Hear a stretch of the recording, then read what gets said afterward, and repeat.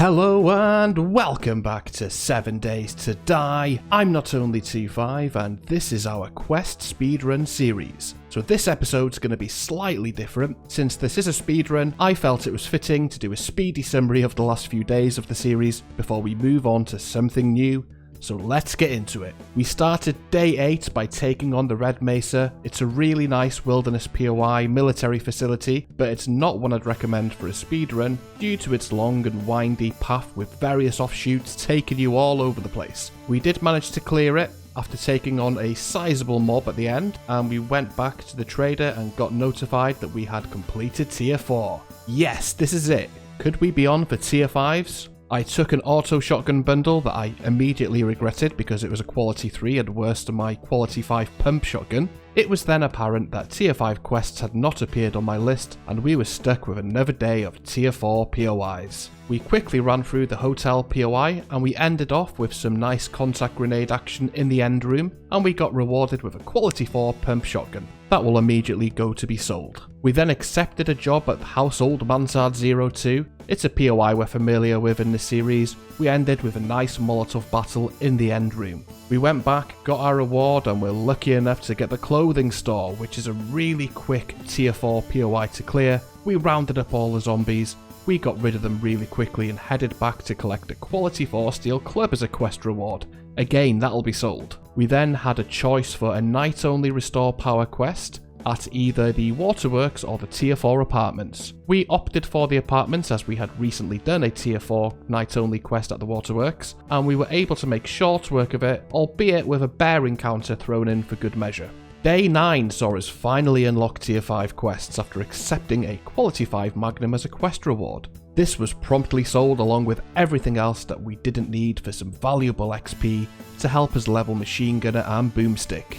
We then accepted our first tier 5 quest at the Cracker Book. This was a very lucky tier 5 quest to get, as it's easily the quickest one to do, and sure enough, after going through it rapidly, we were done by 2 PM after taking on what felt like hundreds of businessmen and the massive end room. Our quest reward was a quality 3 chainsaw. We then promptly accepted a clear quest at the Shotgun Messiah factory, which turned out to be located in the snow biome. This took considerably longer than the Cracker Book to clear. It's a very long path with an absolute ton of zombies. We even had a really sketchy situation where the outside night spawns all rushed us, but we held on.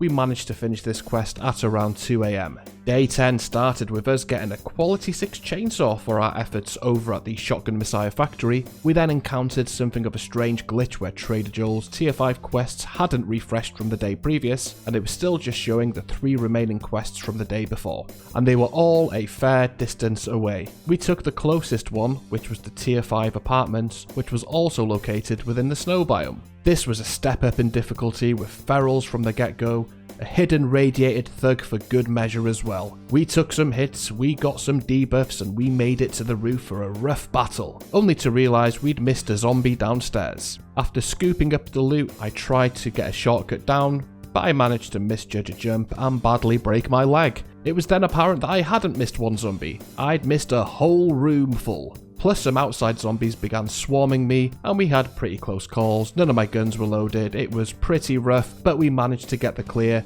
and headed back with our infection and broken leg, and we were just hoping that this would be enough to get the tier 5 completion reward. 4 tier 4 quests, 3 tier 5s, that's 7 in total. That should be enough, right?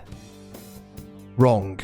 But the blow was softened by Trader Joel giving me an amazing quest reward of a quality 6 M60. We were nearing 10 PM, and due to the trader glitching, both remaining tier 5 quests were so far away. Our only hope to finish this on day 10 was accepting a tier 4 quest and crossing our fingers that this would be enough. We accepted a job at Downtown Strip 02 as this was the closest viable quest to us. We quickly put a cast on our broken limb, forgetting to tend to our infection in the process, but with our trusty stone sledge and shiny new M60 in hand, we headed out to the quest. We would have to be quick. We needed to do this by 10 PM, and even then that might still not be enough. We absolutely rushed through this POI. We got our supplies, we cleared the zombies, we ignored the end loot. The clock was ticking and we needed to get back. Throwing caution to the wind, we jumped off the building, miraculously not re-breaking our leg in the process, and we went full throttle on our motorcycle back to Joel's compound. We pulled up at around 21:40. He would be closed in seconds as for some reason the traders closed 10 minutes before 10 PM in 7 Days to Die. We ran as fast as our poor little leg would allow us, limping up his stairs, and we were offered